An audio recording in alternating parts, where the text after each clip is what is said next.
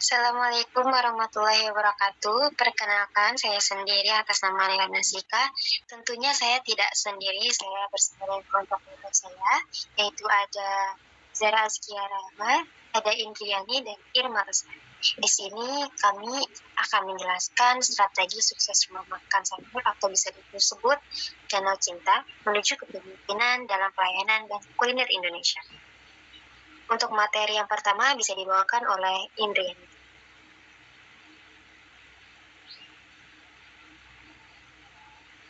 Oke, di sini saya akan menjelaskan latar belakangnya. Rumah makan atau restoran merupakan istilah untuk menyebut usaha yang menyajikan hidangan kepada masyarakat serta menyediakan tempat guna menikmati hidangan. Dan juga menetapkan tarif atau biaya tertentu untuk makanan dan pelayanannya. Meski pada umumnya rumah makan menyajikan di tempat, tetapi ada juga beberapa yang menyediakan layanan take-out dine-in atau delivery service sebagai salah satu bentuk pelayanan kepada masyarakat. Selanjutnya, di sini ada keadaan dan kondisi restoran makanan Olahan Sanur atau Danau Cinta yang terletak dekat danau menawarkan pengalaman unik dan dengan pemandangan yang memukau untuk dinikmati oleh para pengunjung tentunya.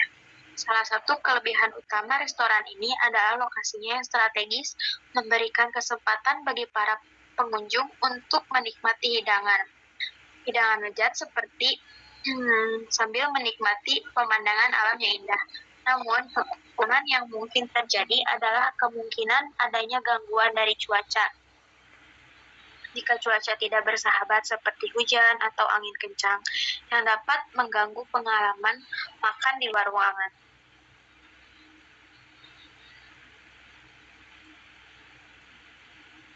Baik, selanjutnya materi yang kedua dibawakan oleh Irma.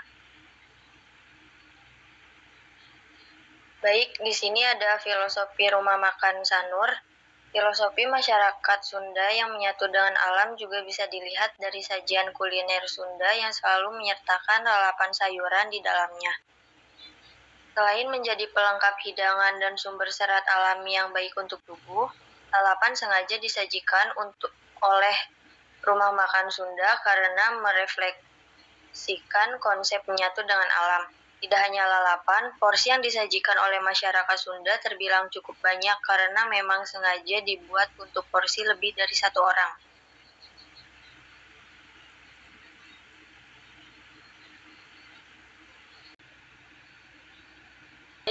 Kemudian ada profil rumah makan Sanur. Perusahaan bisnis rumah makan Sanur ini dibangun pada tanggal 20 Januari 2019. Bisnis rumah makan ini menyediakan bahan atau produk makanan yang berkualitas baik. Rumah makan Walahar atau Danau Cinta ini menyediakan makanan khas Indonesia. Pada zaman itu makanan khas Indonesia berkurang karena adanya pesaing bisnis resto Korea dan juga Jepang.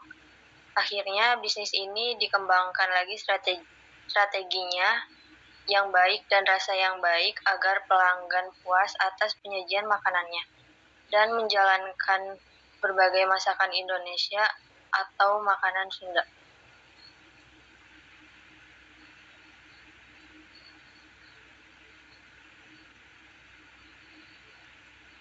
Selanjutnya untuk materi yang ketiga, ada visi dan misi dibawakan oleh Zahra. Baik, terima kasih moderator.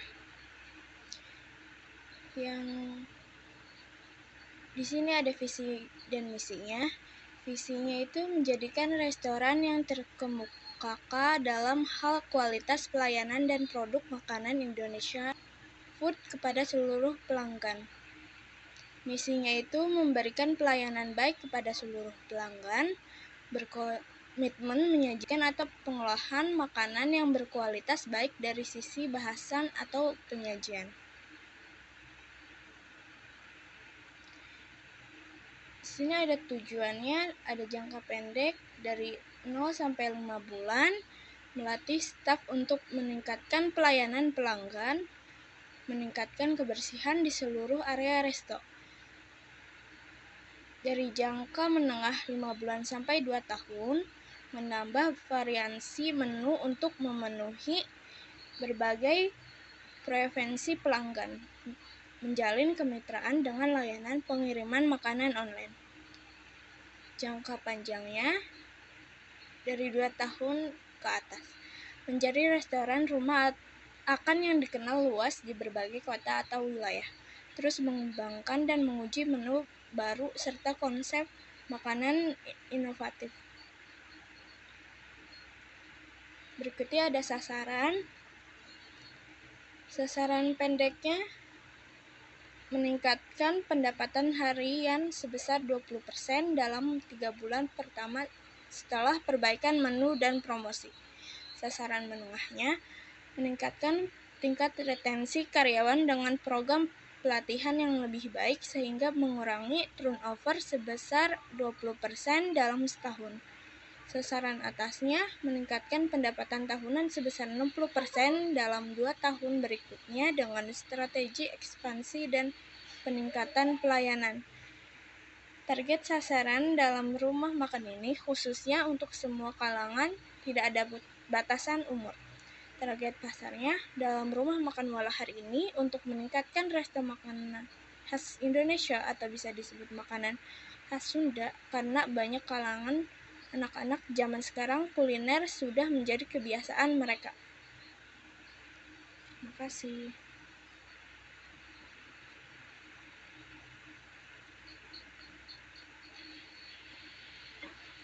Materi selanjutnya dibawakan oleh dengan saya sendiri. Di sini ada IFAS atau bisa disebut internal factor analysis. Kelebihannya yaitu terletak di lokasi yang mudah diakses dan ramai, menyediakan makanan yang enak dan berkualitas tinggi. Mungkin untuk kekurangannya yaitu promosi dan strategi pemasaran yang efektif untuk menarik pelanggan baru bergantung pada suatu lokasi utama sehingga rentan terhadap perubahan kondisi lingkungan sekitar.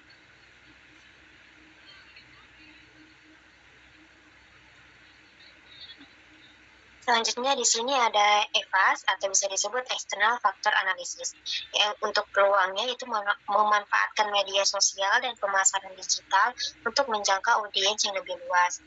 Yang kedua, menyediakan jasa pengiriman makanan atau delivery. Dan di sini ada ancamannya, yaitu pertama, banyaknya restoran dan rumah makan lain yang menawarkan menu dan harga yang kompetitif. Dan yang kedua ada fluktuasi ekonomi yang dapat mempengaruhi daya beli pelanggan.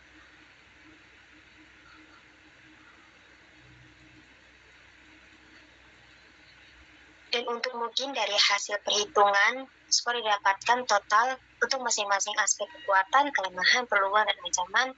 Yang pertama, untuk total cost trend-nya atau kekuatan, itu bisa disebut dengan atau total 3,38. Dan untuk total score weakness-nya atau kelemahan, itu 0,16. Untuk total score opportunities-nya, yaitu peluang, 1,9. Dan untuk yang terakhir ada total score change atau ancaman, yaitu 1,3. Selain itu, perusahaan rumah makan Walahar Cinta juga memiliki kekuatan yang lebih besar dibandingkan dengan kelemahan yang ada, sehingga kekuatan tersebut berhasil ketika rumah makan akan merencanakan dan melaksanakan strategi pengembangan dan produk yang berkualitas agar semakin besar. Ini dibuktikan dengan skor kekuatan yaitu 3,38 lebih besar dibandingkan dengan skor kelemahan yaitu 0,16. Untuk koordinat analisis internalnya, yaitu total skor dari kekuatan dibagi dengan total skor kelemahan, 3,38 dibagi dengan 3,22 itu sama dengan 0,16. Untuk koordinat analisis eksternalnya, atau bisa disebut total skor peluang dikurangi dengan total skor ancaman. Jadi 1,9 dikurangi 1,3 berarti hasilnya 0,6. Dari perhitungan analisis, IFAS dan EVAS di atas memperoleh skor IFAS keseluruhan sebesar 3,22 dan skor IFAS keseluruhan sebesar 0,6. Titik acuan matriks kuadrat SWOT dibentuk dari penjumlahan skor IFAS dan EVAS menentukan posisi restoran tersebut. Selanjutnya untuk kesimpulan dibawakan oleh Indri. Oke, saya akan menjelaskan. Jadi kesimpulannya, dalam bisnis rumah makan Sanur ini atau Danau Cinta dapat disimpulkan bahwa bisnis ini menawarkan berbagai jenis menu makanan khas Sunda tentunya, yang terjamin dan berkualitas. Peluang usaha ini dianggap cukup menjanjikan untuk dikembangkan ke depannya, terutama dalam menghadapi kesulitan mencari pekerjaan di era saat ini. Mungkin cukup sekian materi dari kami. Apabila ada kekurangan atau ada kelebihan, mohon dimaafkan dan terima kasih.